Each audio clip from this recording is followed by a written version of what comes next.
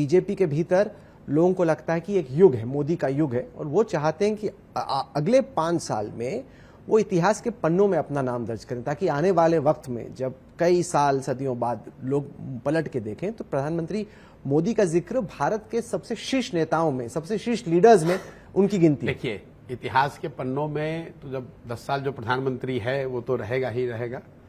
इतिहास उसको कैसे जज करेगा वो ना आपके हाथ में है, ना मोदी जी के हाथ में है, ना इतिहासकारों के हाथ में है। जब नेहरू जी की लेगेसी बन रही थी, नेहरू जी जब प्रधानमंत्री रहे होंगे, तब इतिहासकारों ने उनको एक नजरिए से देखा, प्रेजेंट किया।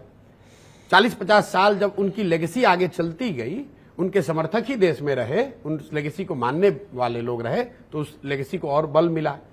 आज एक समय आया जब उनके लेगेसी या उनके विचारधारा के विपरीत विचारधारा वाले सत्ता में आ गए हैं, तो वही नेहरू जी की लेगेसी को वही इतिहास नए तरीके से रीडिफाइन करने की कोशिश कर रहा है।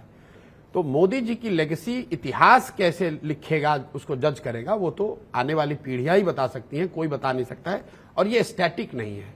दुनिया का मानव इतिहास हम लोग को बताता है, वो चाहे लेनिन हो, मार्क्स हो, लिंकन हो, बाबा साहब हो, नेहरू हो, गांधी हो, ये लेगेसी जो लोग बनाते हैं वो लेगेसी लिखी जाएगी, उसको एनालाइज किया जाएगा, कभी वो मजबूत दिखेगी, कभी उसको चैलेंज किया जाएगा, क्योंकि भगवान तो कोई है नहीं। सबकी लेगेसी में कुछ ना कुछ कमी होगी, सब में कुछ ना कुछ अच्छाई होगी, इसीलिए वो लेगेसी है।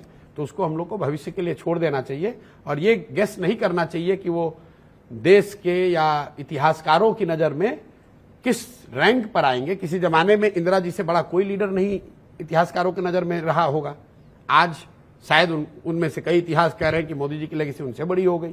तो ये तो समय और काल के हिसाब से बढ़ता घटता रहता है, इस पर बहुत ज्यादा चिंता करने की बात नहीं है। एक line we should borrow from the great wise man our former prime minister Manmohan Singh ji, कि इतिहास will have its own way to judge myself, and he used to say कि इतिहास the history will judge me more fairly। तो मुझे लग रहा है कि मोदी जी को भी history will judge it more fairly and objectively। We will read and the future generations will read and assess and make up their mind।